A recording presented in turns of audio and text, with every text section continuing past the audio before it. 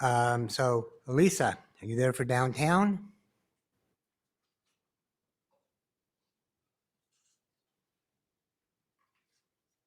Elisa?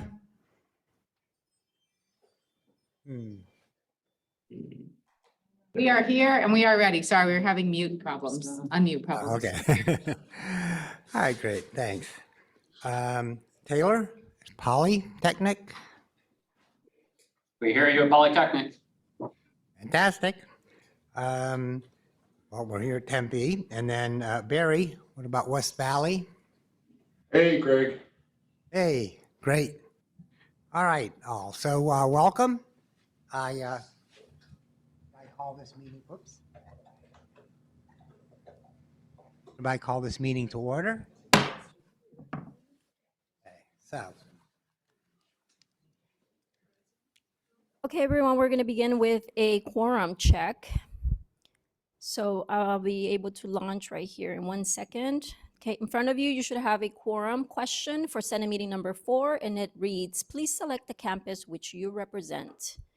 The options are Downtown Phoenix Campus, Polytechnic Campus, Tempe Campus, and West Valley Campus.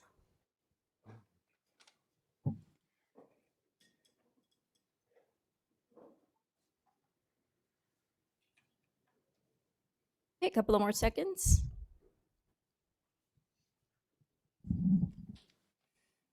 Ending the poll.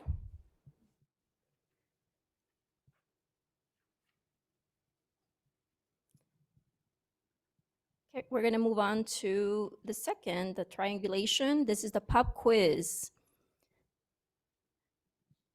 And the pop quiz reads, ASU operations are based on a number of academic and administrative policy manuals, e.g. ACD is the academic policy manual. How many policy manuals are there in total?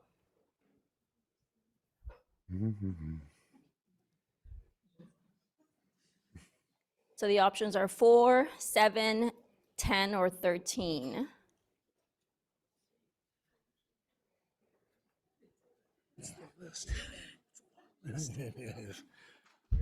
I finally figured out what AC. All right, we have 110 response.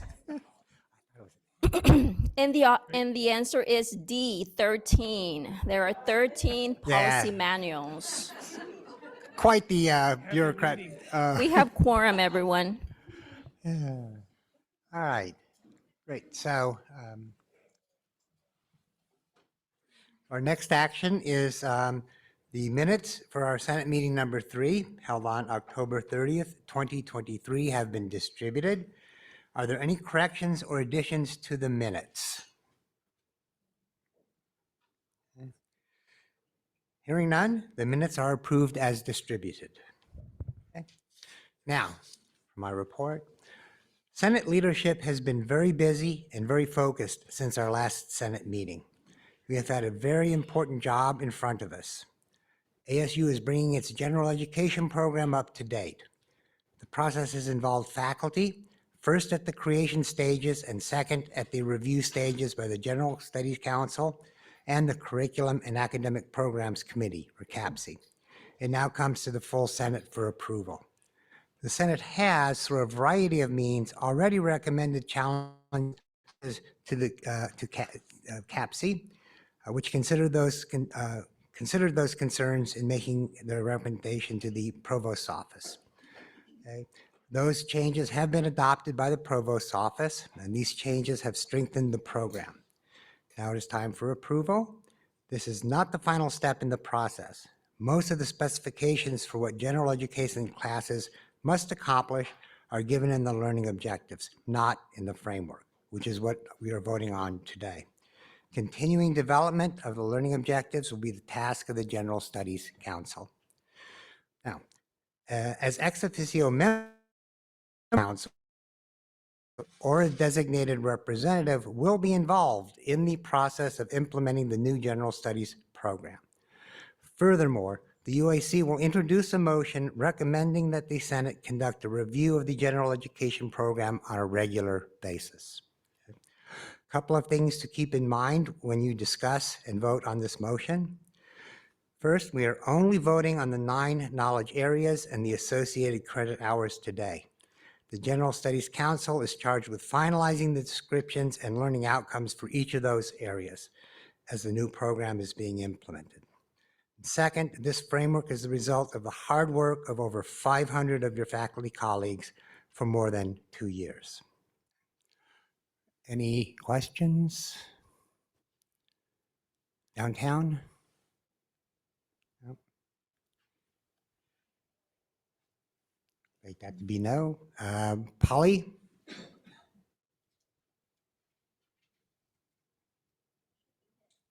No, okay. Tempe, no. West Campus? Nope, okay. So it's my pleasure now to introduce Provost Gonzalez to give her a report. Thank you very much. So, let's see. Whoops, we've got some slides. Here we go.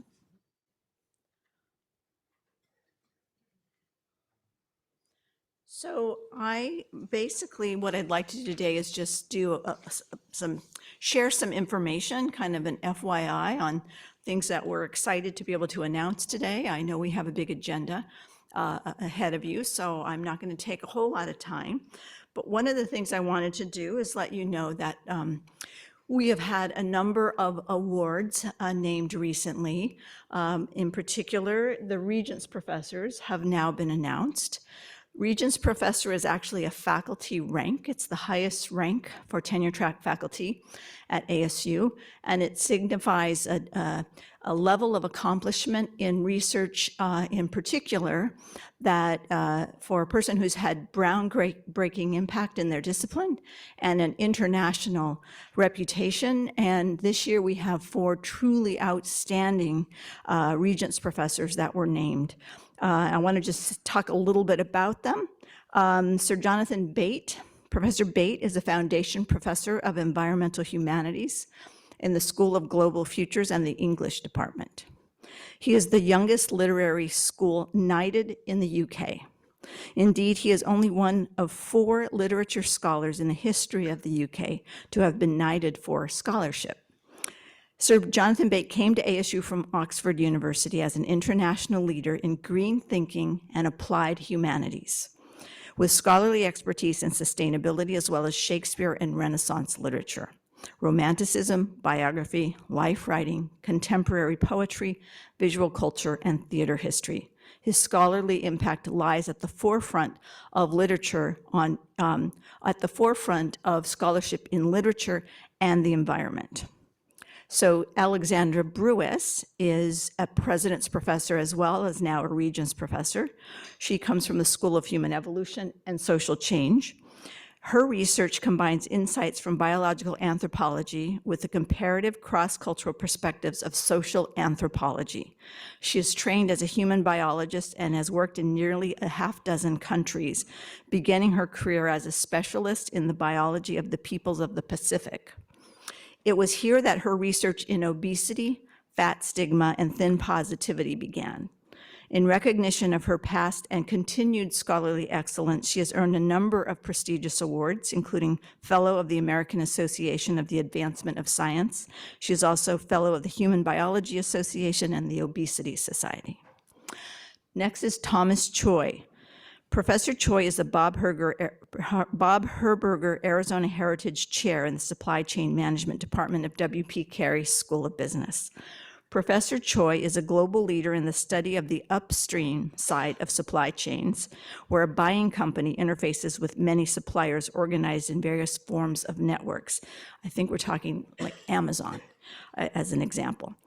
He's considered one of the most prolific scholars in his field in the world, and an international leader, and also perhaps the most prolific public intellectual and thought leader with publications in outlets like Harvard Business Review, Supply Chain Management Review, and many others.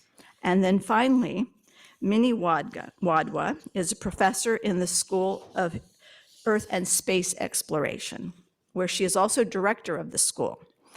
She has been elected to the National Academy of Sciences, and additionally, she is a fellow of the Meteoritical Society, the Explorers Club, and fellow of the American Geophysical Union. She was awarded the J. Lawrence Smith Medal of the National Academy of Sciences in 2021, which is the highest prize in the U.S. meteoritics community. Her work on expeditions for the Antarctic search for meteorites was recognized with her being awarded the Antarctica Service Medal. She is also internationally recognized planetary scientist involved in numerous missions, and she has been a leader of, she's currently the leader of the Mars Sample Return Mission, which will launch in 2029 as materials are returned from the red planet back to Earth. So again, this was a stunning collection of Regents professors that we were able to select this year, and we're excited to be honoring them soon at an official ceremony.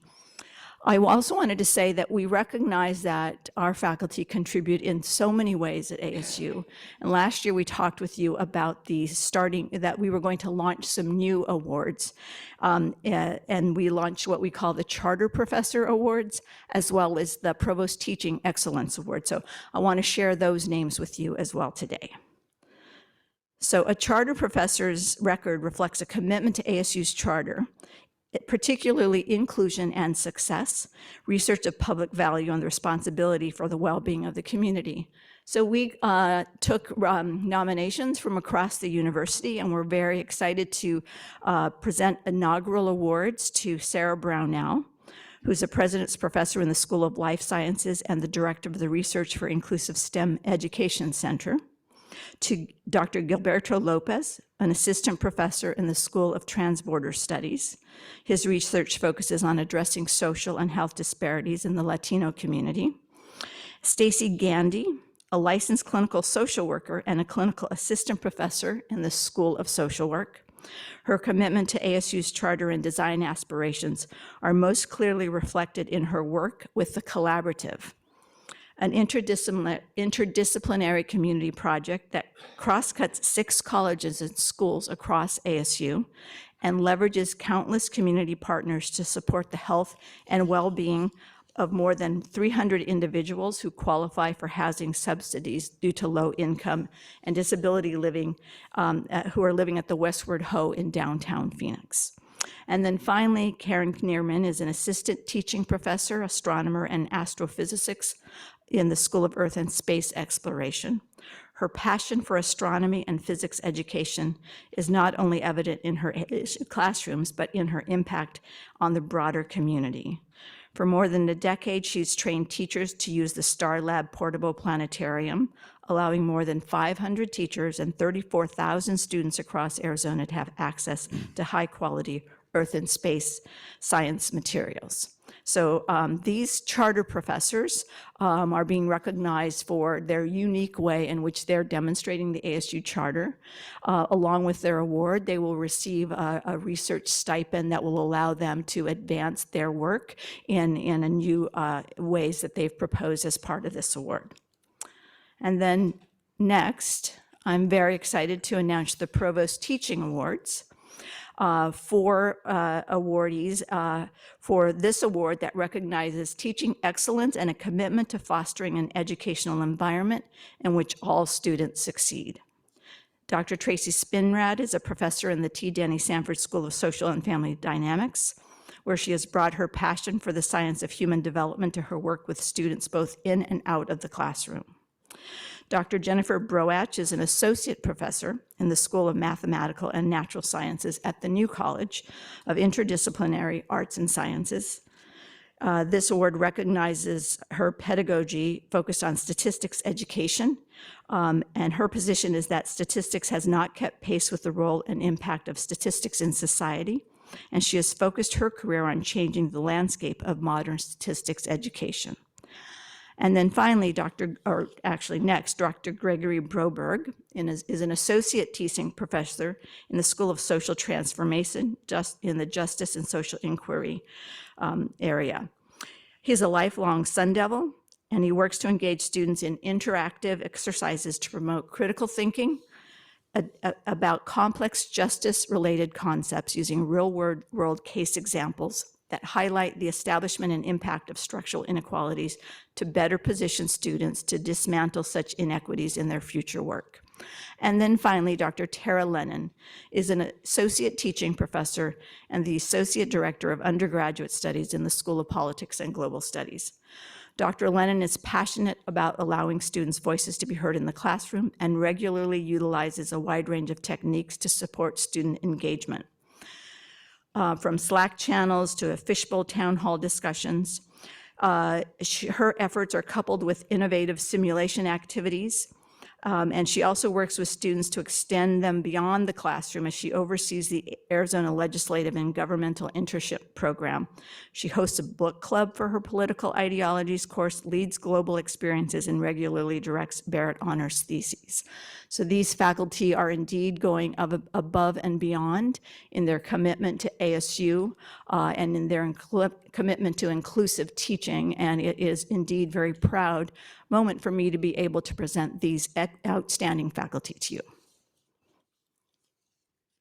Yes. Thank you. Okay, now by way of just FYIs, some of you probably saw this, but we hosted the U.S. Surgeon General, Dr. Vivek Murthy, here at ASU recently. He came to campus as part of a national tour focusing on what he calls the epidemic of loneliness.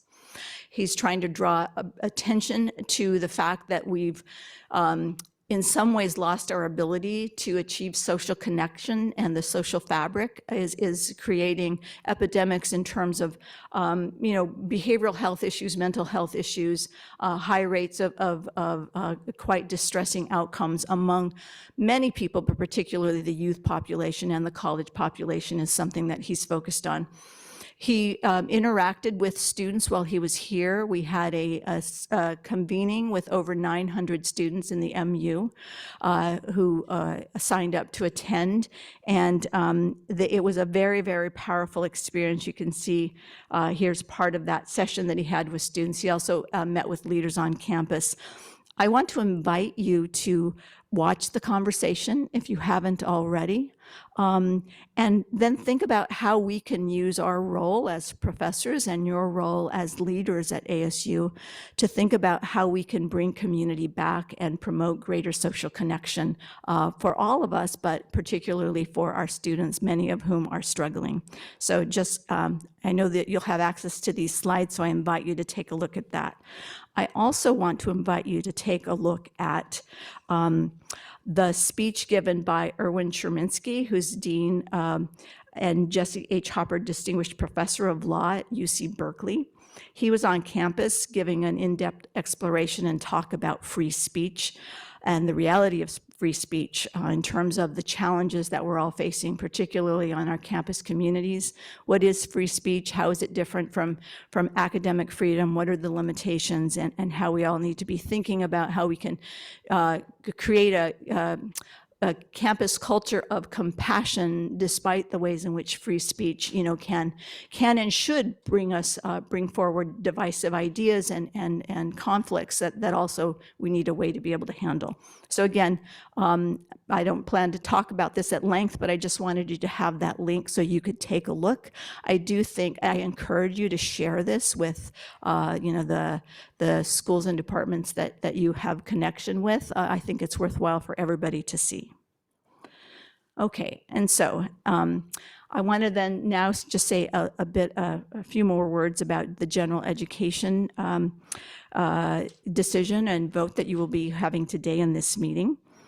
As you know, we will have you vote on motion 2024-29, which is to revise the general studies curriculum. All of our meetings are important, but this one is especially important because of this particular agenda. So I just want to say thank you all for being here. The motion presents a framework for a new general studies curriculum that has been developed, as Greg mentioned, over 2 years via extensive faculty input in a very inclusive and interactive process. The framework reflects the diverse interests across many disciplines represented by our colleges. In fact, representatives from all undergraduate degree granting colleges participated in the early efforts. And the framework is grounded in core classical knowledge areas, but it also expands to areas that recognize urgent, critical issues, including things like sustainability and global engagement. And here are the knowledge areas here. Since the presentation of this proposal here in the Senate last month, it has been very inspiring to see so many of you engaging in inquiry and civil discussion of the proposed curriculum, bringing forth numerous questions, really trying to understand how decisions were made and how the framework would operate. We appreciate both your engagement and our shared commitment to improving the education of our students, which was very evident in the types of questions that you brought forward. Through this process, we have heard your ideas and concerns, and as I will outline over the next few minutes, we did modify the proposal, as Greg mentioned, to address them. And so it has been a very fruitful and busy couple of weeks since you first heard about this framework, or at least the first reading of this framework. So the proposal was reviewed and approved by CAPC with support from 71% of the members. And in response to comments from both senators and CAPC, we made 4 key modifications. So first, to improve clarity, the names of 2 required categories were changed. Second, to address questions about the inclusion of courses addressing cultural diversity, we have added text to the governance and civic engagement category to make clear that courses exploring dynamics between governance and civic engagement, including marginalization, as a result of a variety of factors such as race, class, citizenship, gender, and disability, are indeed welcome in that category. Third, to ensure courses focused on developing the skills of civic communication, such as public speaking and conflict negotiation, are included in the governance and civic engagement category. We have stated that plainly in the definition of that category now. And then fourth, to make explicit that students are intended to develop the skills of critical inquiry and communication in all categories, because it is a core important skill set for students. We created a single learning outcome encompassing those skills and added it to most of the required categories now. Since these learning outcomes are meant to be student-facing, the regular repetition of this outcome across courses and categories should reinforce to students the high value we place on these skills. Change, particularly at this scale, is very challenging. As the motion is discussed today and you consider your vote, I ask you to remember 2 things. First, keeping the status quo is not an option. ABOR Policy 2-210 requires ASU and the other 2 state universities to revise their general studies program. With the benefit of significant faculty contributions, we believe this proposal accepts that challenge to revise general studies while reflecting ASU's charter and academic values and presenting a transparent and valuable curriculum for students. Second, you will be voting on the proposed general studies framework that was approved by CAPC earlier this month, the revised one that I just described, the various ways that it was adapted. The successful development of this framework was only possible because hundreds of faculty stepped up to engage in collaborative and respectful discussions, taking into account multiple perspectives. Please keep this in mind as you discuss the work of our colleagues. I strongly believe that faculty governance is the heart of the university, and I, in fact, very regularly am making sure that people connected to the provost's office above and below understand that. With today's vote, we take the next step in making this faculty-created interdisciplinary general studies program a reality. So thank you again for being here, and thanks for your engagement. Thank you.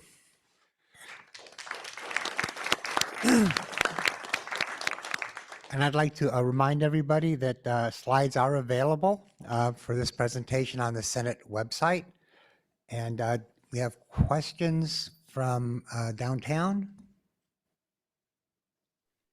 No, any No questions? from- questions. Thank you. Thank you. Polly? No questions from Polly. Thank you. Doesn't seem to be anyone at Tempe. What about West Campus? No questions. Thank you. Yeah, thank you very much. Now, it's my pleasure as our next order of business to introduce our senator in the spotlight this month, Sang-Mi Lee. So Senator Lee, why don't you tell us a little bit about yourself? Hello, everyone. My name is Sang-Mi Lee. I'm a sociocultural anthropologist at the School of Social and Behavioral Sciences here at West Valley campus. This is my 6th year at ASU and also with the University Senate. As a researcher, I am interested in global migration, especially comparative diaspora studies and transnationalism, and I examine these topics from qualitative and ethnographic research methods. I've been teaching undergrad courses on introductory anthropology, qualitative research methods, and migration culture and nationalism. For the past 5.5 years with the University Senate, it has been a very rewarding experience for me to be part of the Senate and the faculty governance. Thank you. Thank you very much. Next, we have the report on the ABOR meeting from Penny Dolan, who is chair of the Arizona Faculty Council.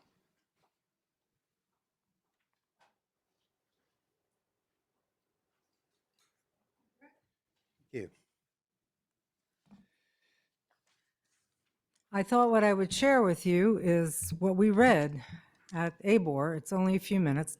Don't panic. Okay. And it was the faculty of the 3 universities welcome this opportunity to meet with you and share positive developments as well as concerns. One persistent concern is the affordability of a college education. According to the 2023 Value of College survey produced by the Chronicle of Higher Education, 46% of respondents stated that I can't afford it. The future of our workforce development depends on affordability, but some recent developments are encouraging. One positive development in paying for a college education is the recent FAFSA changes. The FAFSA simplification and, quote, the Simplification Act, eliminating the need for the applicant to self-report most income.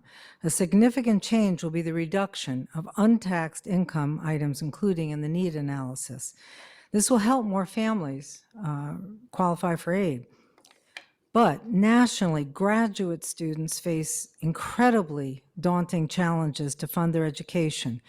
We ask ABOR and all 3 universities to greatly increase the level of support for graduate students. And that was a big conversation during the meeting.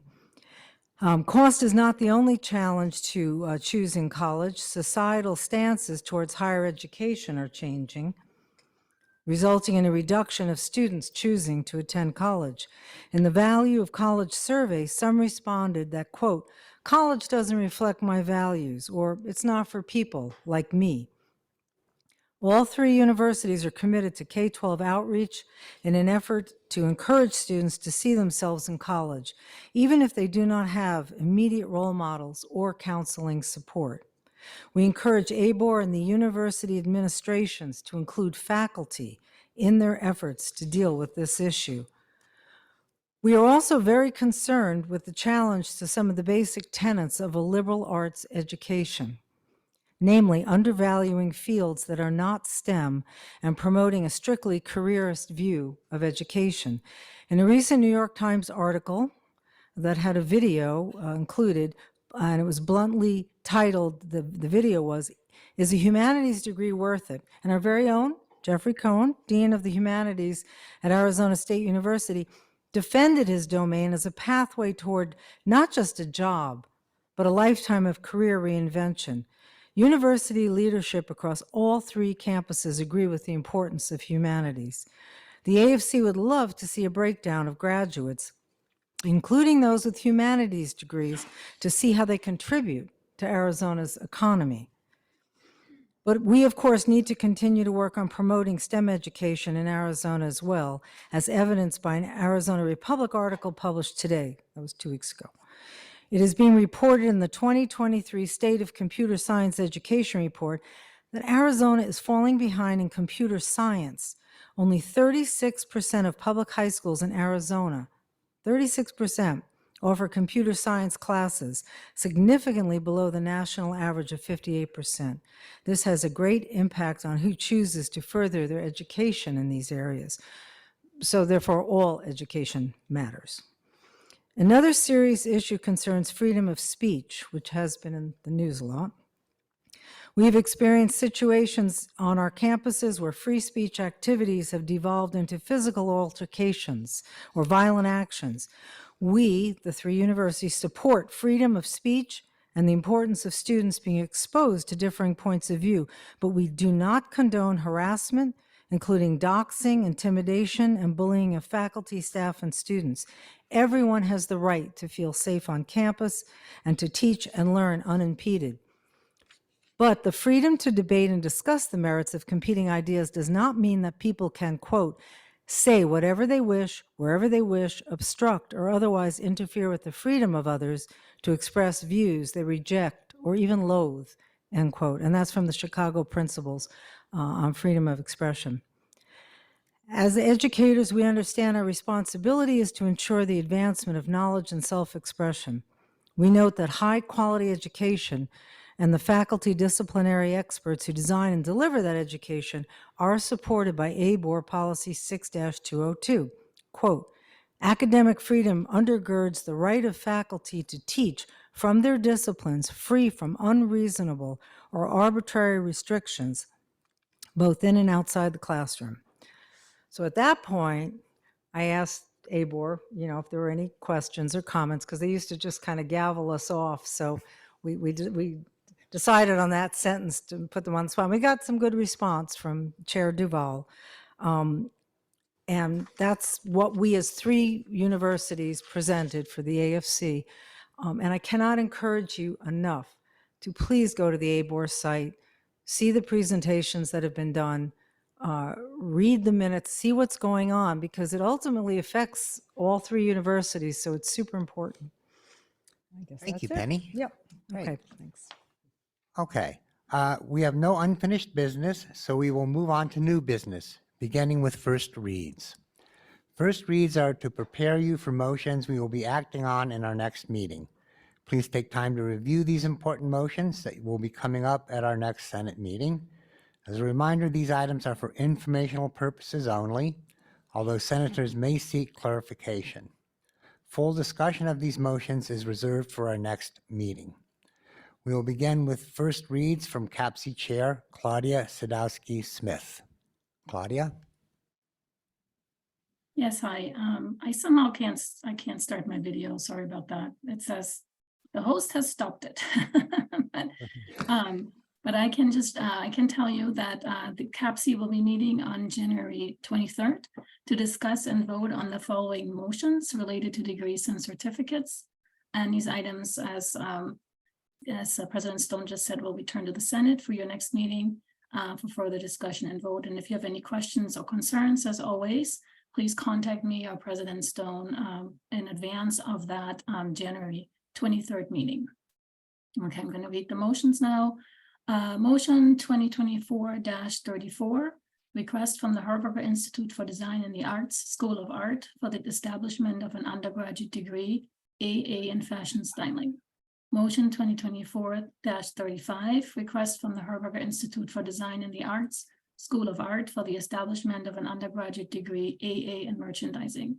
Motion 2024-36, request from the College of Integrative Sciences and Arts School of Applied Sciences and Arts for the establishment of an undergraduate certificate in writing. Motion 2024-37, request from the Ira A. Fulton Schools of Engineering for the establishment of a graduate degree, Doctor of Information Technology. Motion 2024-38, request from the College of Health Solutions for the name change of an undergraduate degree from BS in Food and Nutrition Entrepreneurship to BS in Applied Nutrition and Health. Thank you. Thank you, Claudia. So Now, we move on to our second reads. We began with the new course proposals that were distributed via email November 14th, 2023. These course proposals will be handled in gross, meaning as a whole with one vote. Before we vote, does anyone wish to remove any of the new course proposals from the list for discussion? Okay. Hearing none, we will vote on these courses.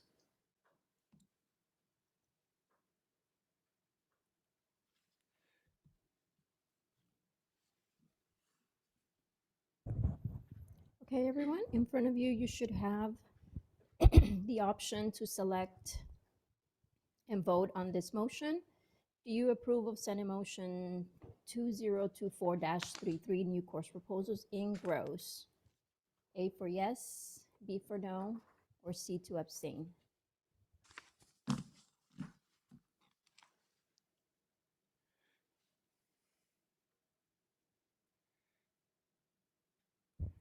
Okay, ending the poll.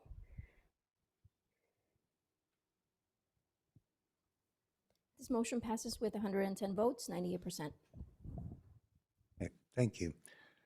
We also have second reads from the Curriculum and Academic Program Committee. These motions are from various units around campus. They were given a first read in the Senate and then sent to CAPC for discussion and approval. The motions presented to you today were approved by CAPC and are now sent to you for your final approval. The two motions will be read by CAPC Chair Claudia Sadowski-Smith and handled together unless there is an objection. Claudia? Thank you. Look at this. Now I'm on video. It's working. All right.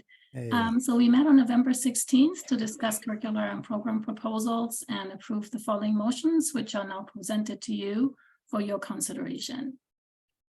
Okay, and they're fewer than normal, which is good, I think. All right, motion 2024-30, request from Mary Lou Fulton Teachers College for the disestablishment of a graduate degree in educational psychology.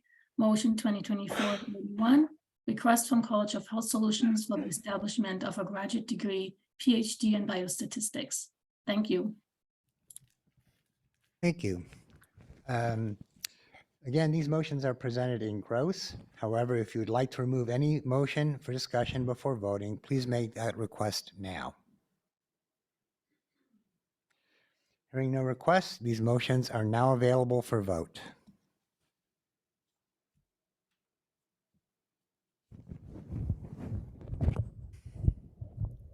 Okay, everyone, again, you should have a motion in front of you via your iClicker. This is a CAPC motion in gross, and it reads, do you approve of the CAPC motions in gross as read on November 27, 2023? The options are A for yes, B for no, or C to abstain.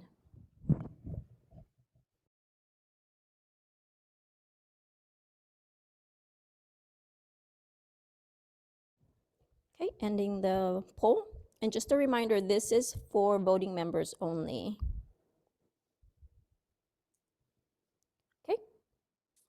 This motion passes with 115 votes, which is 97%. Okay. The final motion for a second read is also brought to you from CAPC. Claudia? Okay. Video is again not working, so I'm sorry about that. Maybe whoever is in charge of the video, can you can you turn it on? Okay, there it goes. Okay, I think it's just easier because I'm going to be saying a lot to you. Okay, so I just wanted to make sure that we are all on board with what we're actually voting on. The rationale for the original motion is the following, which we also in CAPC looked at.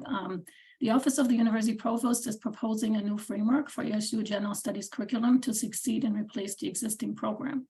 The proposed program is consistent with ABOR Policy 2-210 and has been designed via extensive collaboration with faculty and staff throughout the university. General Education expresses what a university considers essential to all its graduates. The goal of the proposed general education program is to train students, regardless of their major, to step outside of the disciplines. To achieve this goal, students will complete a minimum of 35 credits of coursework in which they're exposed to various types of knowledge and methods.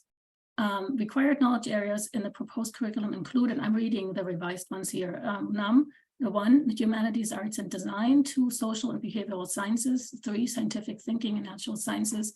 4, quantitative reasoning. 5, mathematics. 6, American institutions. 7, governance and civic engagement. 8, global communities, societies, and individuals. And 9, sustainability. Additionally, the requirement of students complete first-year composition will be maintained. The proposed general studies framework reduces the requirement complexity inherent in the current general studies curriculum and will provide greater transparency to students, faculty, and staff. At our last meeting on November 16th, CAPC voted to approve with a majority vote of 12-5 the request from the Office of the University Provost. And in alignment with our charges as a committee, we made the following recommendations, which I thought I'd just let you know for transparency. We recommended the adoption of all changes suggested by the Provost Office in the red line version of the motion dated 11/15/2023, which were made in response to the first round of faculty feedback. These include change in names of 2 proposed knowledge areas, and I just read those to you. 2, we further recommended that the Provost Office more explicitly articulate literacy and cultural diversity in the description and learning outcomes of the 9 proposed knowledge areas.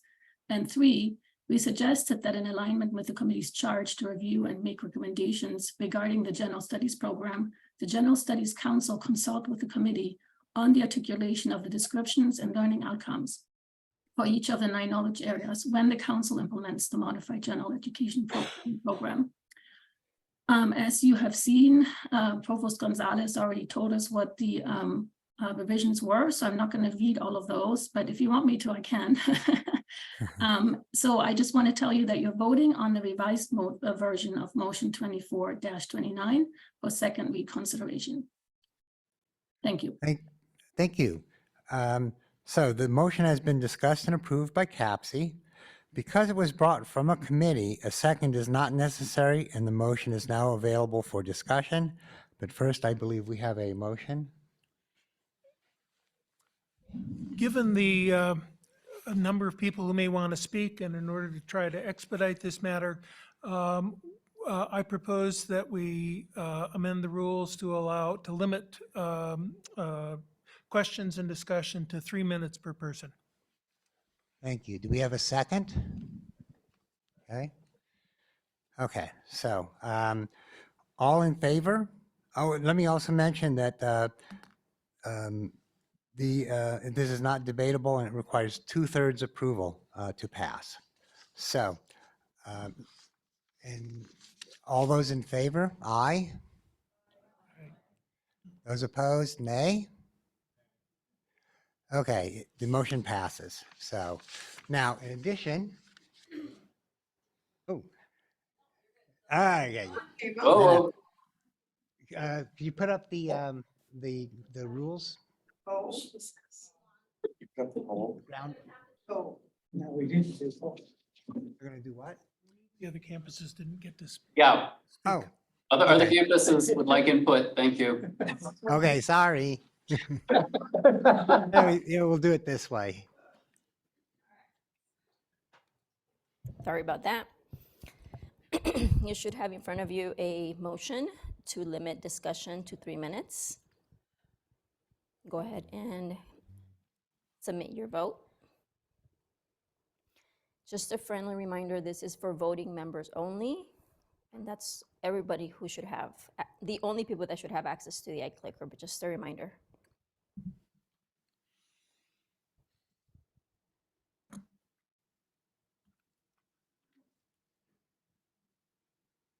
Okay, we're ending the poll.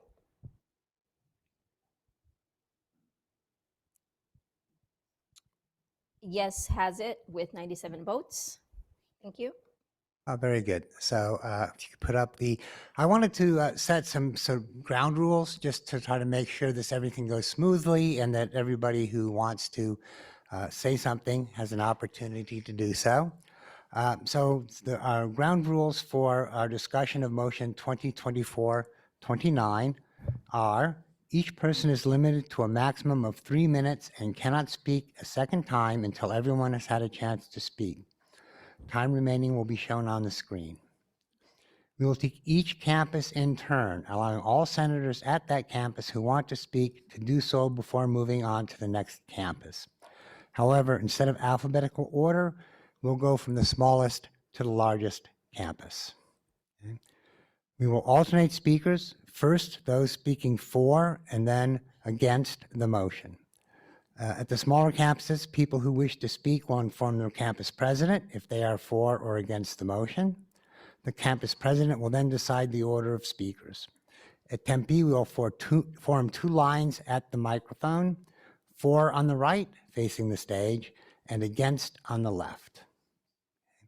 Online will be called on after downtown, so anyone wishing online to speak via Zoom needs to inform Maria and be sure to include whether you are speaking for or against.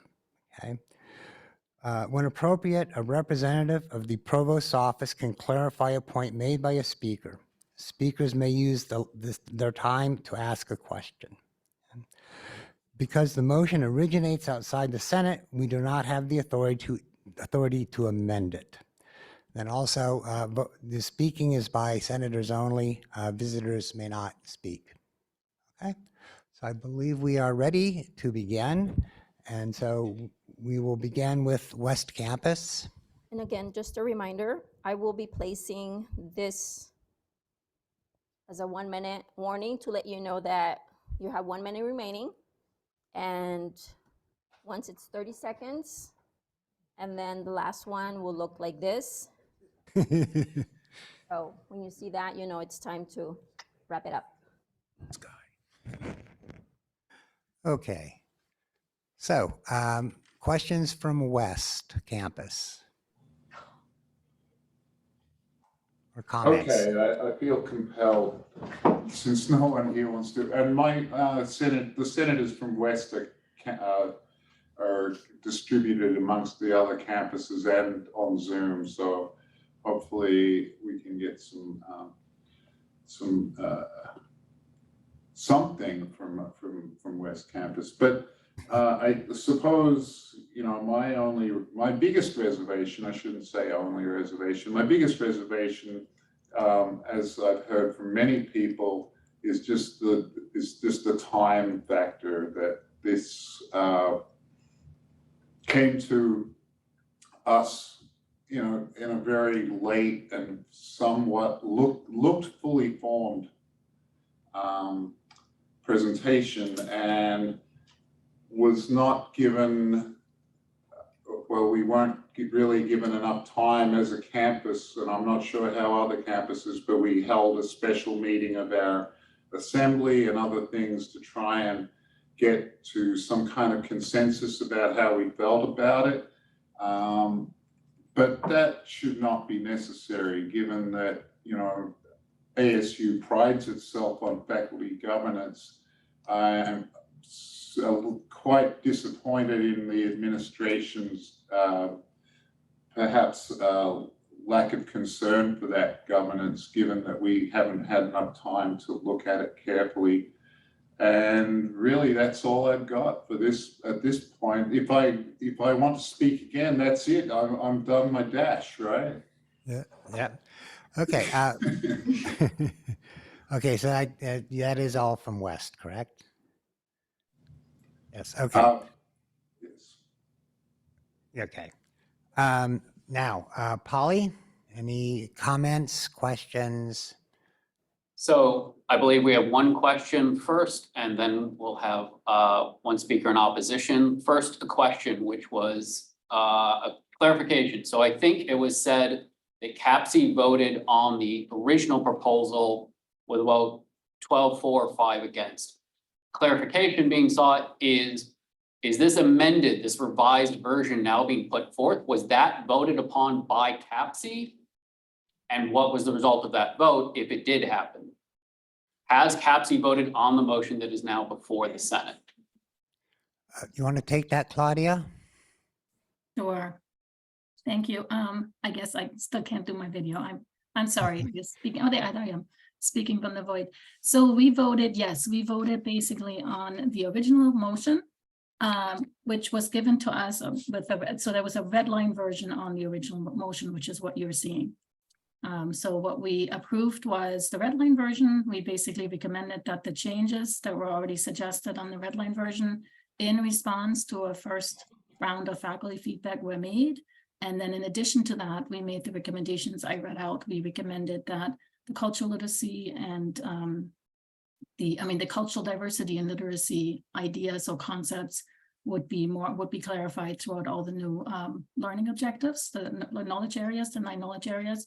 And we also recommended that CAPC would be involved in the implementation of the knowledge areas in the proposal.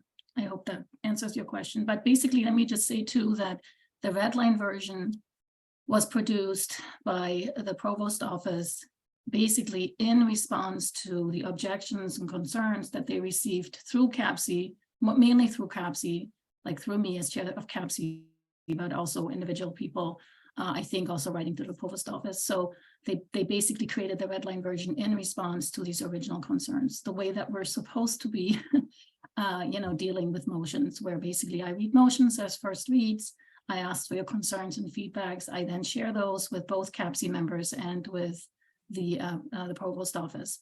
And then those concerns get addressed and also discussed by CAPC. Thank you. Now, the next speaker from Polly. So the explanation that was provided to me for why our current L designation is being done away with is that that current version is simply not working the way it's intended to. And as someone who chaired the literacy subcommittee of the General Studies Council, I agree with that completely. But I would argue that simply disposing of it or adding an outcome without any sort of mechanism for ensuring that the people who are teaching the courses in the general studies areas know how to teach writing and communication. I think that's incredibly problematic, particularly since, as Provost Gonzalez said, the new core is supposed to focus on urgent critical issues. And to me, and I don't want to speak for my fellow senators, but I hope that many of you share this idea, to suggest that writing and communication is not an urgent critical issue is incredibly problematic, particularly in a social, civic, political environment where distinguishing fact from fake, truth from lies is increasingly more and more complex and difficult. It's also problematic to suggest that quantitative and scientific reasoning are more critical when, without the ability to convey mathematical, scientific, political, etc. ideas in a way that reaches the intended audiences, reaches the population, reaches the public, whomever it is, without that ability, those ideas don't accomplish what they need to accomplish. And finally, it seems particularly ironic to me that we're doing away with the L designation from the General Studies Corps at the same time as at the university level, we've now created a task force on media literacy, a task force that faculty were invited to participate in from the provost's office and that is being run from our Los Angeles facility. Thank you. Thank you. So moving now to, that was all for Polly, is it correct? Or do you have That's all I got. I think that's all for Polly. Actually, I could say way more, but. For now. That's okay. Okay, thank you very much, Ava. Move now to downtown. Do you have anyone speaking in for the motion downtown? No one for. Anyone opposed? We are a peaceful crowd. No one opposed. Oh. Okay, so now we'll take questions from online. Do we have any, Maria? Nothing from online so far. Okay. Then finally, questions from Tempe or comments?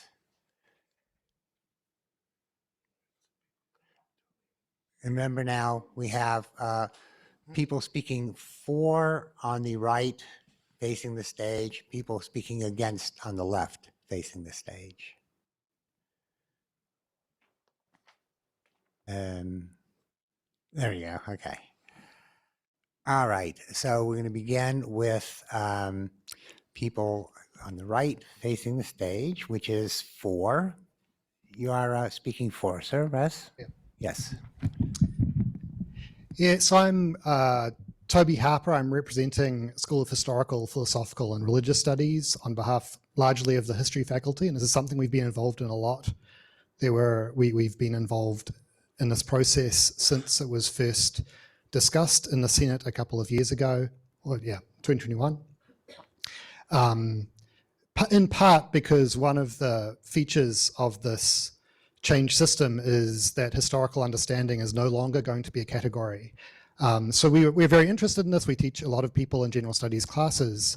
So we were very active in having a say in this. And I was on one of the committees.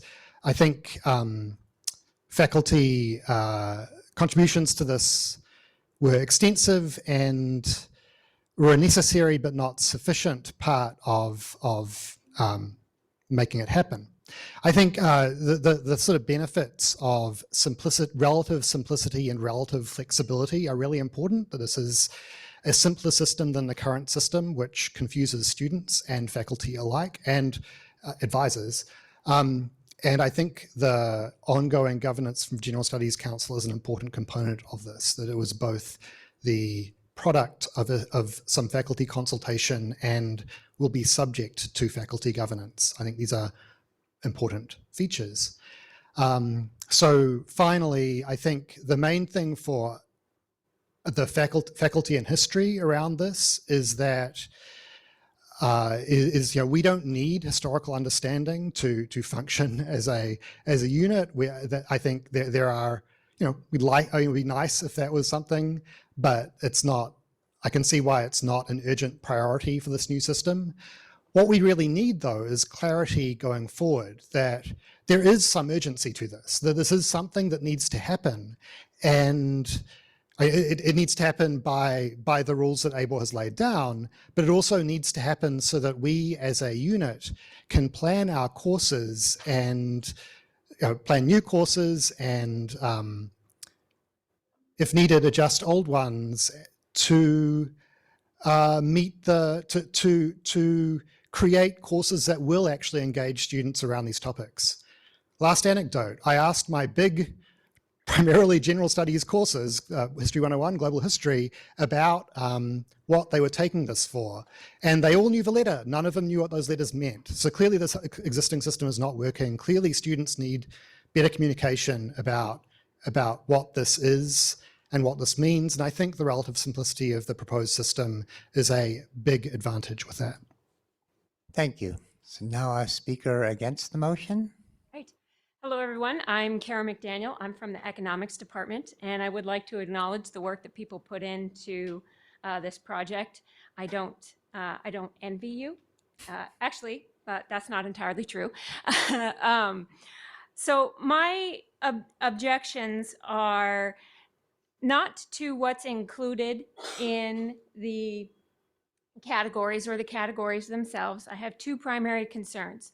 The first concern is I feel that social and behavioral sciences is underrepresented. We have 8 credit hours of natural sciences and 6 credit hours of humanities, and I think social and behavioral sciences are very important.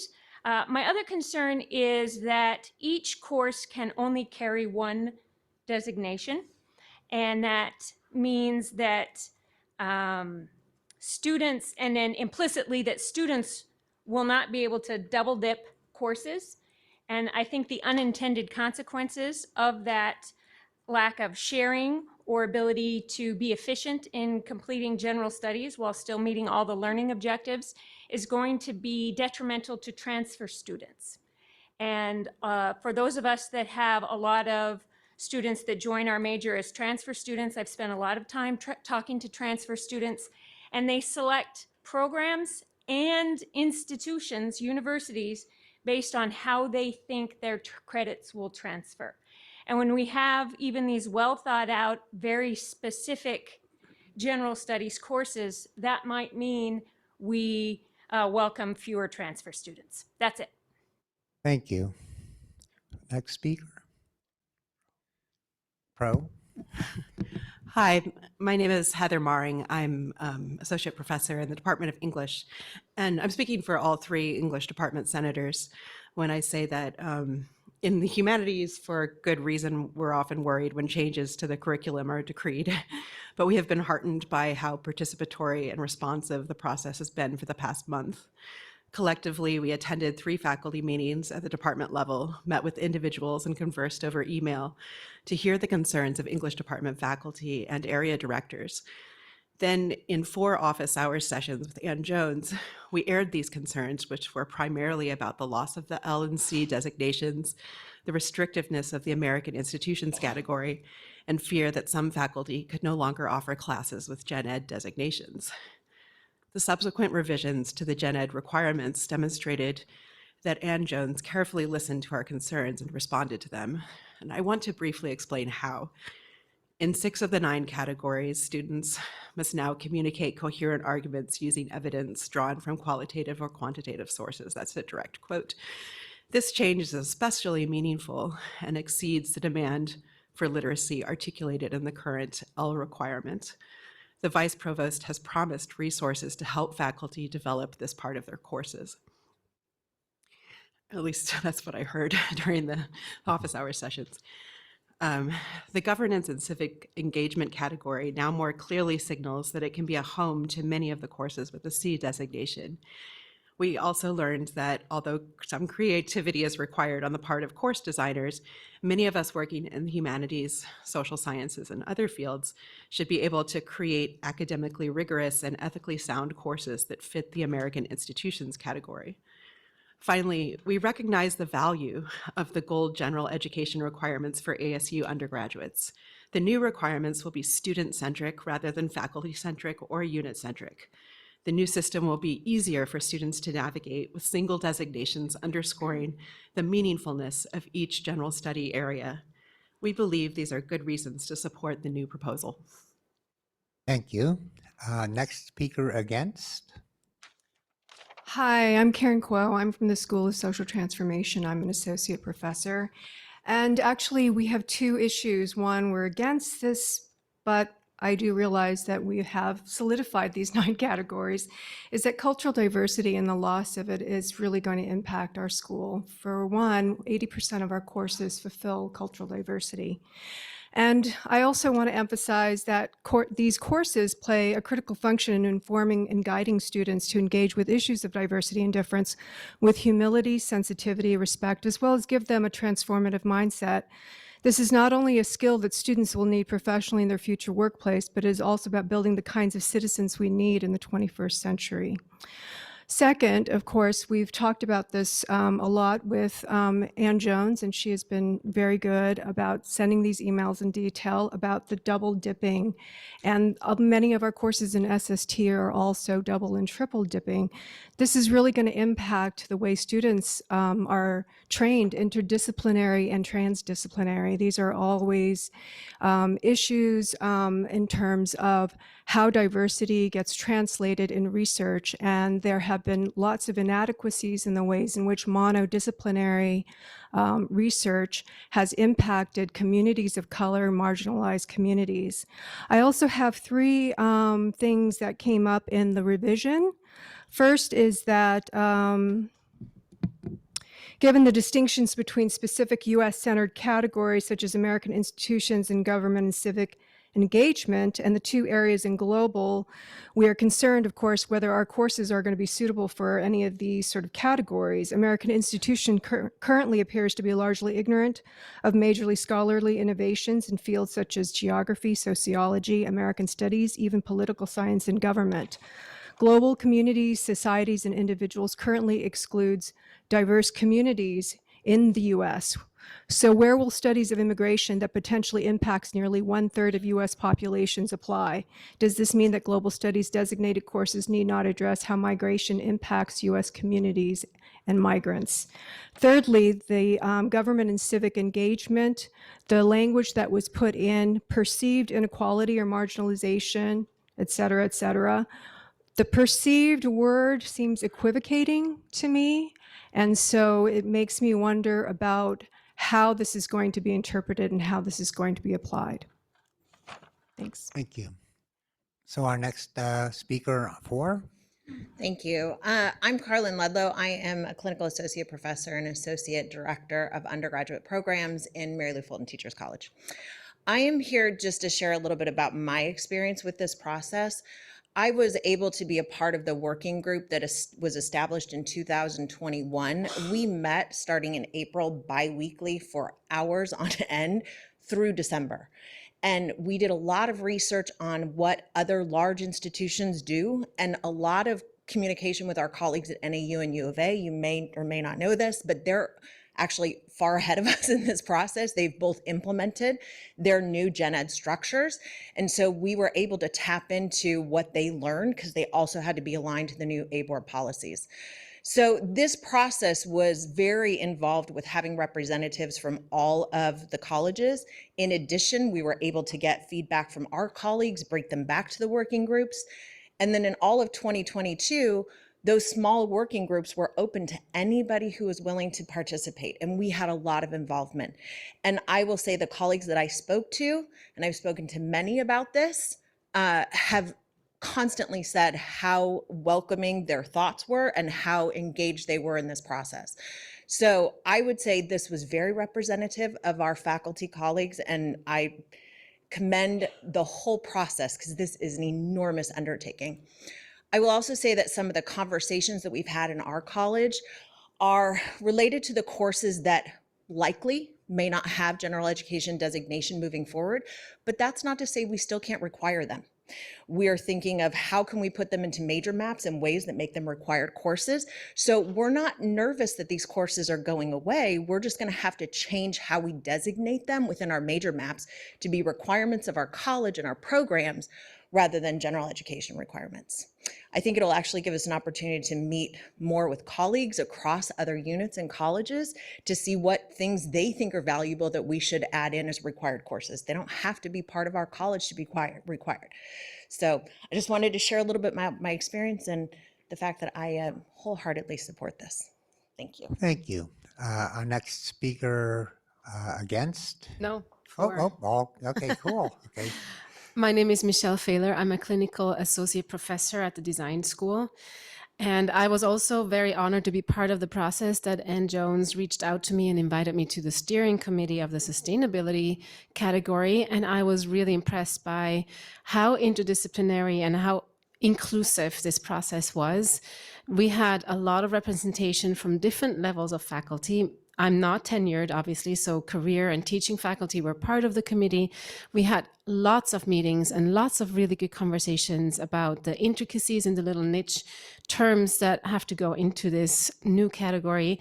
I'm in full support of these new gold standards in terms of general education because it will make it more transparent to our students to know where our values lie, and they are made current with our everyday challenges that we're dealing with as a university. So it's definitely, it was definitely time to refine some of these categories and introduce a couple of the categories that were not represented by the general education that we have up to this point. And I also feel that the way they are written, yes, it might require a little bit of a change of thinking in some ways, but it is not exclusive. The way they're written, they are inclusive. And so there are ways to restructure some of the ideas that we teach in our courses in order to meet some of these requirements and to be fully in support of the way these general education requirements are introduced to our students. Thank you for listening. Thank you. I'm Sarah Bomarsic, School of International Letters and Cultures. And at the moment, I'm against, though the past month we've been going back and forth. All right, I'm speaking for the Silk faculty to raise our concerns here. languages, and global cultures.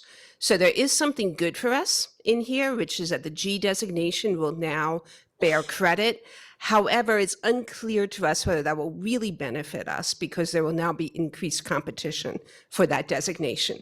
Additionally, students in the previous system were also required to take a global awareness credit. Our second concern is the disappearance of the H. We would disagree with shippers over this. It's important for students to learn historical thinking, and we're not sure that that can be achieved simply by learning outcomes. We are obviously a humanities department. We teach about 25% of the humanities designations. And again, that is our wheelhouse, just like the global category.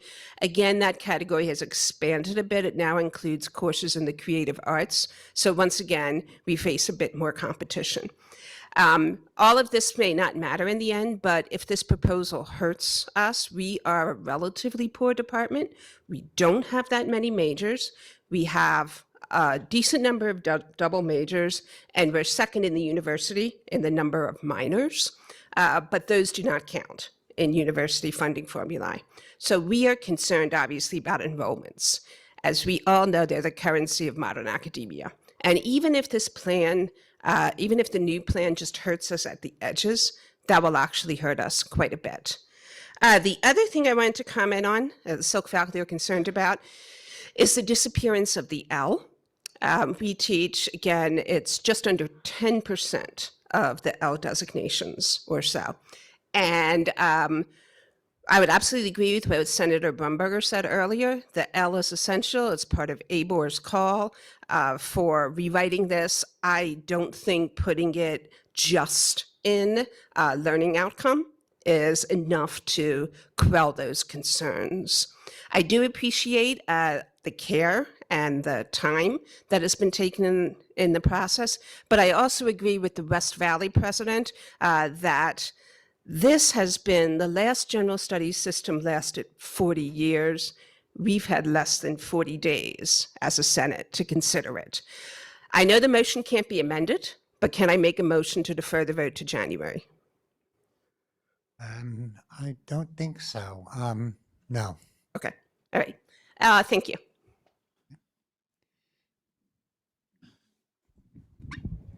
Well, hello, my name's Dan McCarville. I'm with the Fulton Schools of Engineering, and my only suggestion, I'm on the for side of the line, I guess, is since it took us 40 years to kind of redo this, maybe we create a policy that tells us to put a committee together, say every 4 or 5 years, and refresh the gen ed requirements based on our lessons learned, such that we don't have to wait another 40 years to do a massive overhaul. We can kind of kick the tires, try it out, kick the tire, and so forth. But and I know there's a little bit of a lag that's required to do this because there's the student conversion takes a few years, right? Because of all of the existing students, and then you got the new ones coming in, et cetera. It's a slow churn. I get that, but if we can at least deliberately try to establish some level of continuous improvement to gen ed, so that we can always be a little bit fresh. I would like to see that as kind of at least a commitment or a policy. Thank you. Thank you. We got one more speaker. Hello, I'm Kevin Langergraver. I'm an associate professor in the School of Human Evolution and Social Change. And speaking on behalf of my fellow senator from Shesk, Roseanne Schuster, as well as just the general feelings in my unit.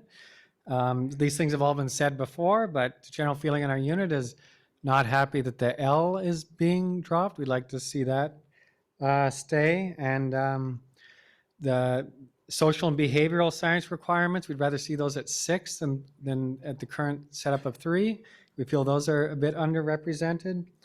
And also would like that the general studies requirements be allowed to have multiple designations, the double dipping as it's been called, instead of just allowing one designation. Thank you. Thank you. So at this point, if any senator who has already spoken would like to... We have a question from Zoom now. Okay. We have a couple, actually. So Senator Swan, Pamela Swan, can you unmute? Yes, hi, I'm Pam Swan from the College of Health Solutions, and I'm speaking on behalf of sort of the for side of things. But as in College of Health Solutions, as you can imagine, we don't have a lot of general studies that we offer, like the English department and the humanities and things. And so we actually see this as a possibility for us for the first time, that we could actually have courses that people might want to take in sustainability or something like that, and offer a little bit wider diversity of offerings. So that's just an example that this is a possibility for us. The other thing is that I really want to, this has not been just 40 days. I mean, this Senate and the people before this have been working on this thing, I think, before COVID. I mean, if I'm not mistaken. So this has been a huge, huge, huge process. And so, yes, we've seen it just recently, but it's been going on for a long time. And so I'm very impressed with the process that people have put together, and I want to trust them. I trust their input. I trust what they've done. And I would like to echo what has been said previously about how much has gone in before. I do want to just ask the question, or have people be a little bit more reflective on the people that are sort of negative on this. If the reasons that they're negative is because are they thinking just about themselves and their own little world and their resources and their turf battles, or are they thinking about the students and what's going on into the future? And I really think that yes, it does need to be revisited more often, absolutely. But this is a critical thing we need to change. We're stuck in what we have right now, and I think it's going to help students going forward. That's it. Thank you. Okay, we have next Senator Kaiser.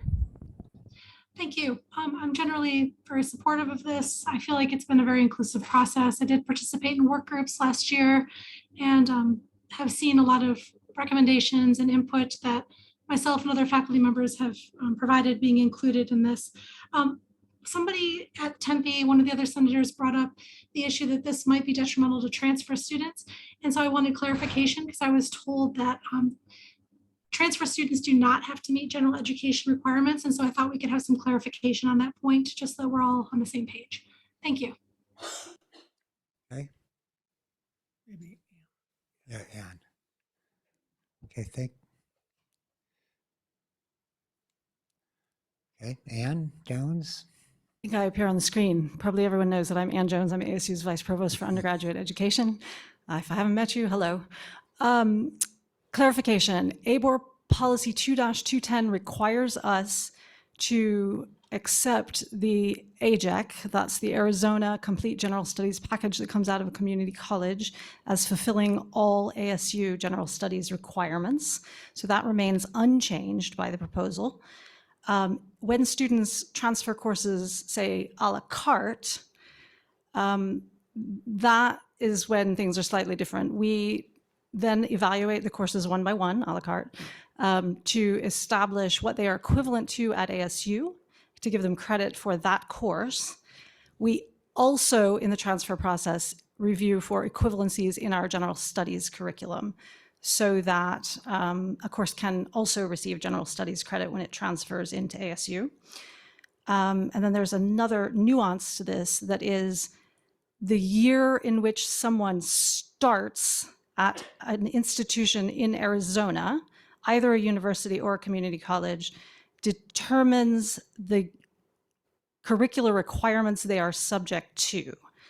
So we are proposing that the new general studies requirements be in effect for students starting university or community college in fall of 24. So anyone who has started before that, even in community college, will be subject to our old requirements. Did that clarify? Yeah, thank you. Thank you. So do we have any more, Maria? So we have a last one, Senator Barnett.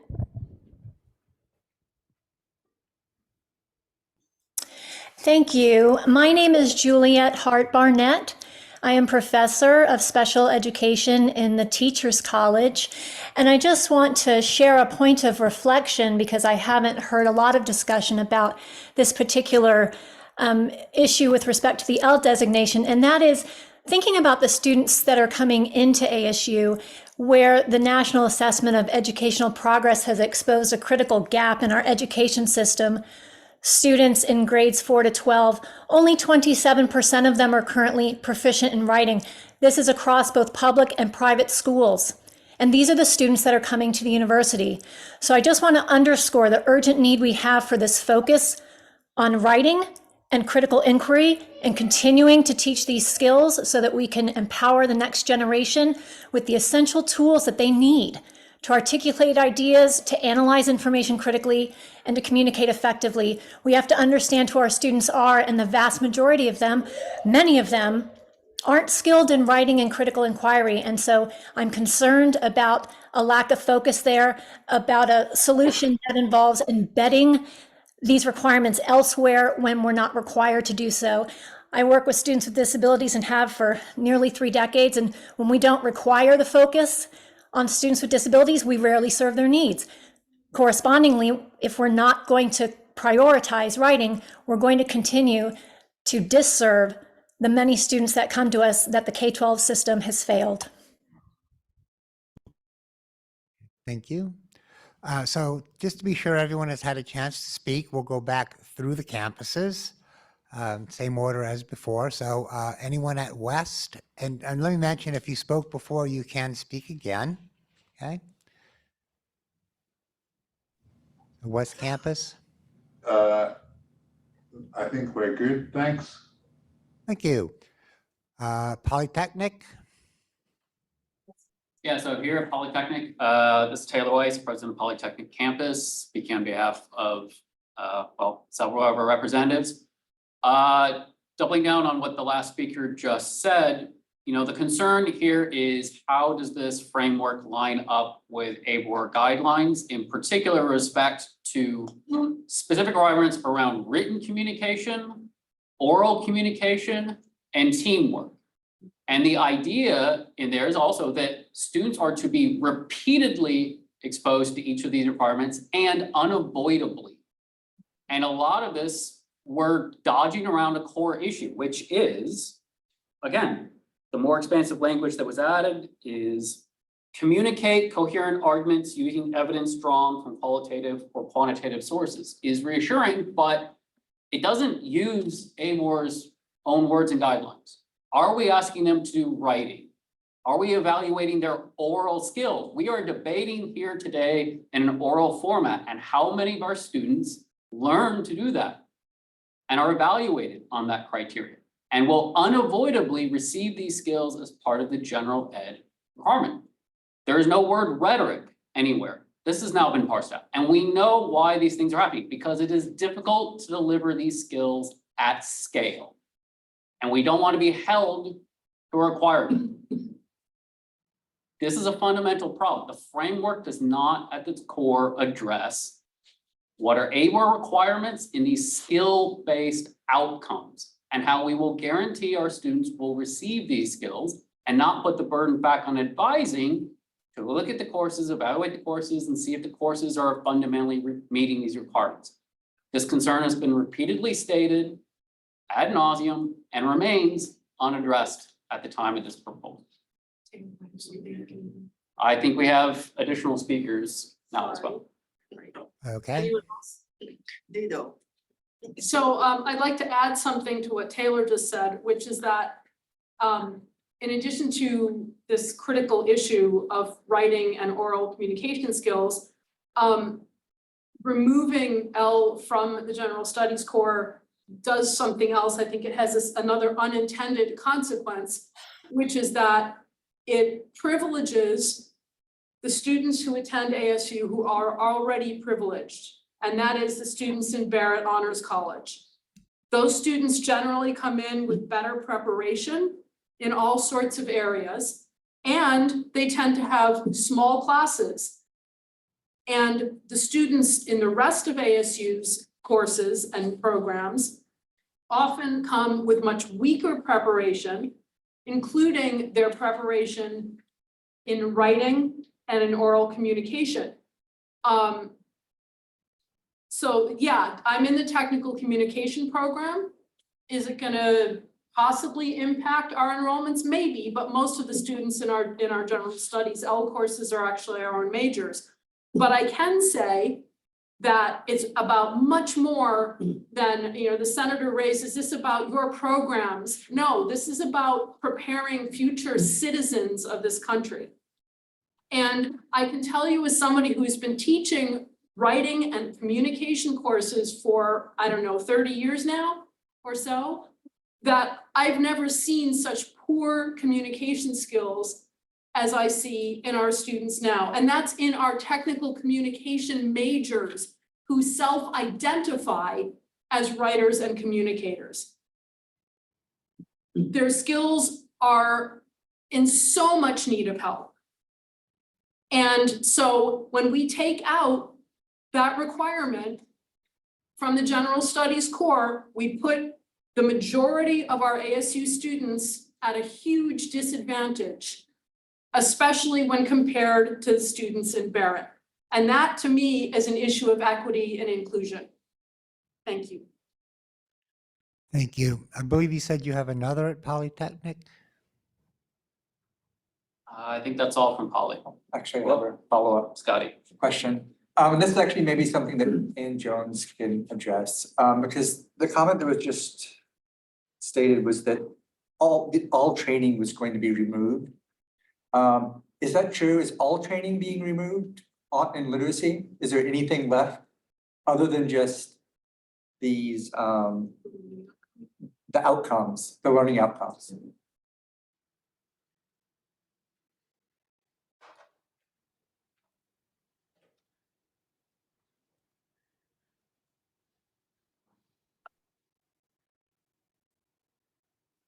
What happened? Okay, let's make sure I understood the question correctly, Scotty. The question was, is all literacy being taken out? Is the only thing left the outcomes? I think it would be an insult to the university to suggest that all literacy is being taken out. I presume we all involve reading and writing and communicating and all sorts of literacy related things in all of our courses. I've seldom met a faculty member who said they didn't. But the premise of the proposal is that each category is defined by learning outcomes. At its core, that is a philosophical shift from what we're used to doing already. For those who've had an L course reviewed, for example, you'll know that our current criteria are word limits and the quantity of the grade that is assigned to the paper with the word limits.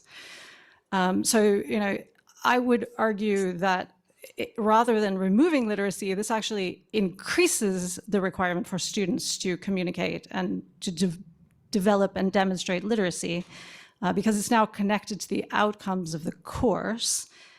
The premise of which then is that it is accessible, and to one of the previous speakers, that we can then use the information to decide how to modify the system in the future as well, because we have some information about student outcomes.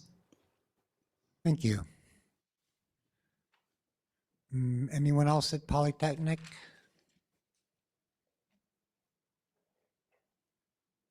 I think Polly is done. Thank you. I don't see anyone at Tempe. Oh, downtown. Sorry about that. Downtown, anyone? Hi, Jessica Hogan, assistant teaching professor in the College of Health Solutions. Dr. Jones, could you come back? Dr. Jones. So my question is really, and I want to say thank you for everybody who's contributed on this project. And I believe firmly in literacy and critical thinking. And so I'm curious to know, as these themes start emerging, the concerns regarding literacy and competing for, popular courses, what successes have other universities had? So there was a mention about U of A and NAU, as well as other prestigious universities making a switch. So can you speak a little bit about those successes to help kind of, address the concerns that people have. You know, as the social behavioral sciences is only having, you know, 3 credit hours compared to 6, the literacy designation, and then the popularity of courses, and so on as some of the reoccurring themes. So what successes were shared or experienced with the other universities that you were, you know, collaborating with? Okay, there's a lot of different questions embedded in that. Let's maybe start with Last time we chatted. Yeah, let's maybe start with what we can learn from NAU and U of A. Okay. I want to be cautious following too closely in their paths, insofar as both universities have chosen to make their general studies curriculum more complicated than their previous systems. So they took relatively simple requirements and added new dimensions in both cases. I think of myself as being relatively literate in navigating curriculum, and I have not yet figured out how to navigate one of those new systems. So I don't know that we wish to emulate that in this particular revision. To your other questions, going back to 2021 to the original framework and the credit hours assigned to the various traditional liberal arts categories, there was a general feeling that all 4 of the new categories would be extraordinarily welcoming to social science and some behavioral sciences as well, social and behavioral sciences, such that those areas could sustain a modest cut, knowing that 12 new credits would be open to many of the people who teach in those disciplines. Similarly, the upper division HUSB requirement is one that would be removed by this proposal. Again, the thinking being that humanities also would be able to teach in the 12 new credits in this proposal, such that that haircut, if you will, would probably not lead to significant decreases in enrollment. To the question of literacy again, the premise through all of this again is that the courses are defined in terms of student learning outcomes, what we expect students to be able to do at the end of a course. In preparation for the transition, we have started university-wide assessments in the area of written communication, quantitative reasoning, and this year critical thinking. All of those assessments will continue in the new program as well, so that we can ensure that our students are not being harmed in terms of any of those learning outcomes by the change in the general studies requirements. Thank you. Thank you. Hi, Sarah Bomarsich again. I have a question, not for Vice Provost Jones, so she Sorry, doesn't have Sarah. to jump up again. Hold on. But for a procedural question, what part of the bylaws are we operating under? In other words, I'm curious as to why amendments and motions are not allowed. This is not intended to be confrontational. It's just curiosity. Denise, do you want to take that? Can we go back to downtown first, though? Oh, Because yes. there was a question. We weren't done with downtown. Okay. Thank you. Thank you. Then we have one more. Really quick. So usually I could be a little bit, I'm not going to be confrontational at all today because I had too much turkey dinner for Thanksgiving. So I'm still recovering, but I have 2 comments. And the first is, I think that I read somewhere that 10% of the faculty, meaning 500 people I think you said, I read somewhere 500 people, faculty participated in this process. So we have to have some level of trust and faith in their intelligence and competency. With respect to the writing criteria, this is a really big university-wide issue. It's not just a matter of Barrett versus, the normal or, the usual admittant student. It's not that at all. This is a university-wide issue related to student preparedness, period. And that's all I have to say. Thank you. Thank you. Okay, so returning to the question of procedure. Okay. We follow Robert's Rules of Order, but we also we're a atypical organization. So we have our Senate, but above us we have administration. And if we have motions that come from the Senate, those type of motions can be amended and changed and postponed, that kind of stuff. But this motion is coming from above. And so this motion itself is different. This motion is just saying we are presenting this motion to all the Senate for you to review and vote on. It is that simple. Okay? Thank you. Thank you, Denise. Okay, I think we have covered everyone who wants to speak.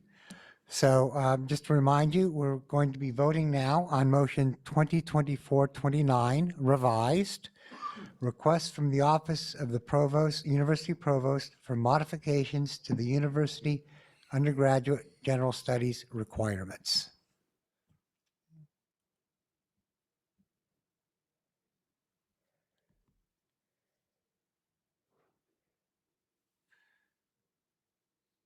Okay, everyone. One second. All right. It's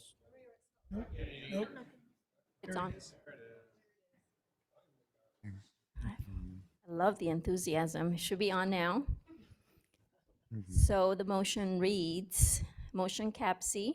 Do you approve of CAPC motion 2024-29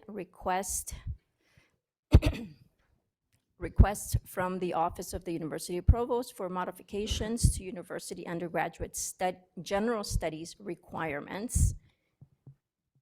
Your options are yes, A for yes, B for no, and C to abstain. And again, this is voting senators, voting members only, please.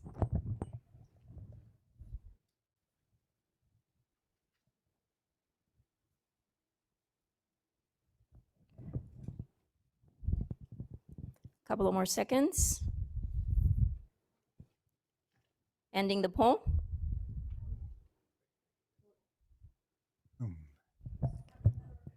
Okay, this motion, the A's have it with 90 votes, 78%. Very good, thank you. So I just wanted, before we continue, to commend you all. This has been really a wonderful example of shared governance and how it operates. You were given a relatively short time and put a lot of thought into really, really good recommendations for improvements to this program. And I'm hoping that as a Senate, we will be able to make those kind of contributions to the next stage of this process. So again, thank you very much for all of your thought and effort that you've put into this. Okay. So. Committee reports. Committee reports, yes. So that's the end of our official business. We now have 3 Senate reports. The first report is from Dave Burrell, Chair of the Committee on Committees. Hi, everybody. So I'm Dave Burrell. I'm the Chair of the Committee on Committees. We've begun our work on the spring elections already. We had our first meeting a couple of weeks ago before Thanksgiving, and we have a follow-up meeting on the 30th. The Committee on Committees is in charge of helping to recruit and identify qualified candidates for the university-wide election offices, including president-elects, members of the Committee on Academic Freedom and Tenure, CAFT, members of Governance and Grievance Committee, GGC, and the Academic Professional Grievance Committee, APGC. What I'm asking y'all to do today is, if you have a fellow senator that you know that's really would be a good fit, if you know a past senator that would be a very good fit, or if you have someone in your committee work that seems like someone that has the passion and an interest in this kind of work, consider nominating them. If they have interest and they want to find out more about the potential roles, feel free to put them in contact with me. But we are looking, I'll go through the vacancies real quick. We're still looking for people to run for at downtown president-elect. We have 2 openings for elections for CAFT, 1 for GGC and 1 for APGC. At Polytechnic, we need to identify candidates for president-elect, Governance Grievance Committee, and APGC. Tempe, president-elect, GGC, APGC, and at West Valley, a president-elect, of course, CAFT, GGC, and APGC. So particularly if you have folks that are academic professionals that you work with. We are very short on academic professionals for the grievance committees. Yeah. Oh, okay. Who's Nothing to talking? Someone was talking, sorry, that was very distracting, I apologize. Well, I'll leave you off with this. If you know people that are academic professionals, the APGC needs more members to operate effectively next year, and we really need to identify academic professionals. So if you know someone that's academic professional, please encourage them to consider running for this important position so that it can be fully staffed next year. So with that, I'll leave you with the hopeful report that I think we're in a good shape for our spring elections. And please don't hesitate to email me or send nominations for any position that you know someone that might be interested. Thank you. Thank you, David. Our next report is from Jody Swanson, Chair of the Personnel Committee. Hi, everyone. Are you able to hear me from Zoom? Yes. Okay, Yes. perfect. Oh, it looks like my video is starting. Great. Thank you, Maria.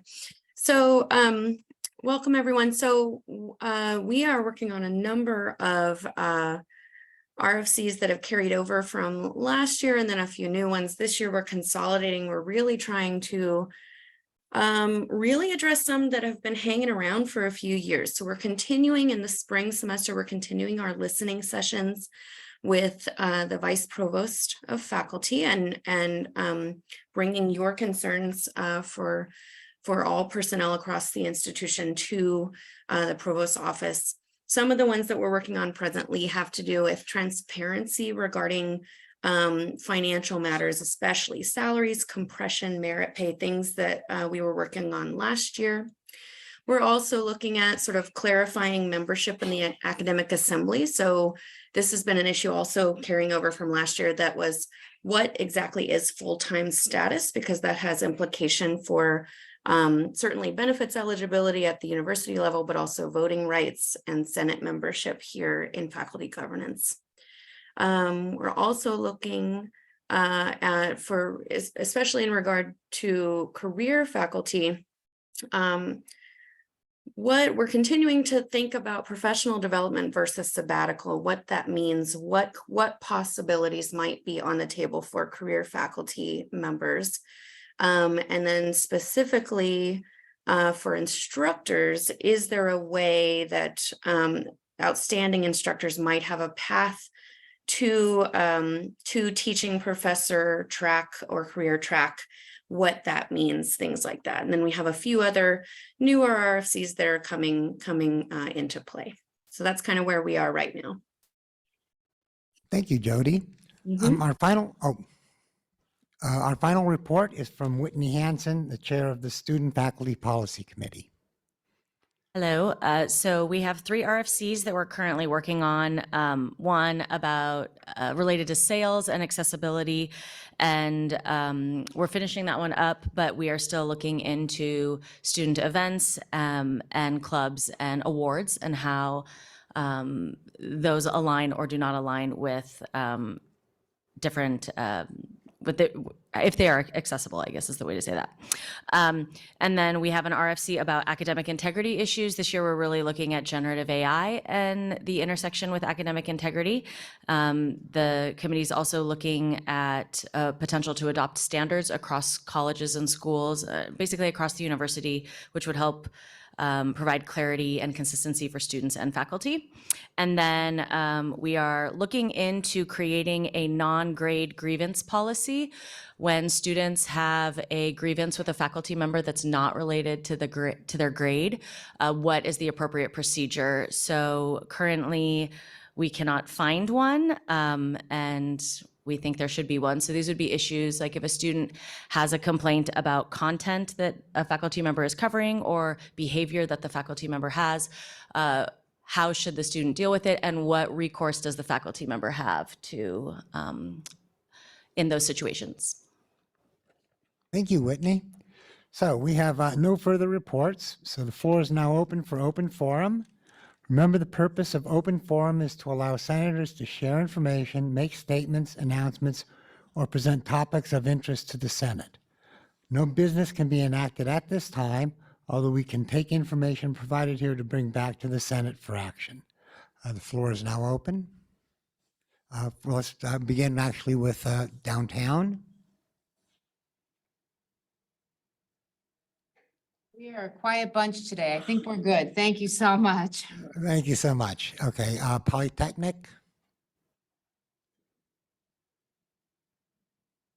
Nothing here from Polly.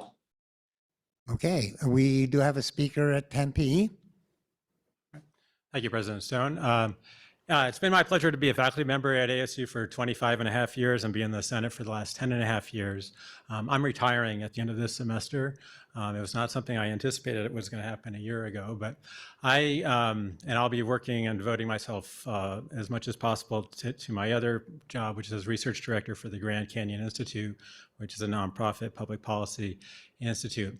I hope that as senators, you'll continue to work to empower and advocate strongly for faculty. I think my case is a good illustration of where I think the university has a lot of room to go. When I was hired here in 1998 as an incoming lecturer, I received a 3-year contract. I'm leaving as a teaching professor now on a 1-year contract. I mean, I just want to explain, you might say, well, that doesn't make any sense because I thought teaching professors were supposed to get multi-year contracts. Well, it turns out in the provost's office, if you're not 1.0 FTE, you're not eligible. And we have a long ways to go, I think, because we have 3-year terms in this Senate, and much of the time I've been in a 3-year term, I've been on a 1-year contract. And I think as senators, I think it's really important for us to stand up and continue to stand up for the fact that 1 year is not a career. And it's really important to advocate and continue to advocate for that. I'm also leaving the university having never had an academic year contract that paid me more than $60,000 a year. And I think a few years ago in 2019, I went to an Elizabeth Warren presidential campaign event at the Marquis Theater, and with a friend who's an immigration lawyer who works with Dreamers and folks like that. And she asked me what my salary was, and when I told her, she laughed. And that was something that went to the core of my being. And of course, the reason I don't get paid $60,000 is I'm at 0.8 of my base. So my base is above 60. But the point is that I don't foresee at this university that that my job has turned into a job that primarily, in terms of the online component of it, has turned into a much larger class size than I think can properly provide the kind of education I think my students deserve. And it was something I had to tell my students is the last time I taught this class, I had 30 students. Fortunately, I only have 70 this semester. Otherwise, I could have had 125. It's with no support. And I think it's incumbent on us to really think about what the difference is between a credentialing institution and an educational institution. And in at least my part of the University of ASU, it's becoming more and more of a credentialing institution, not an educational institution. And I hope that you'll be advocating both for more quality at this institution and so that we can really be proud of ASU. I hope to see that, and I hope to see your actions so that this institution, the Senate really stands up for things. A lot of the requests for proposals that I've put forward, a number of them are still in suit there. But a lot of the frustration you may have heard from me speak before comes from being in the Senate for so long and seeing nothing happen. This institution tends to be, in my mind, more feeble than it ought to be, and I hope that you'll find strength to try to advocate for equality for our students and quality for all of you. And thank you for having the pleasure of serving with you. Thank you. Thank you very much.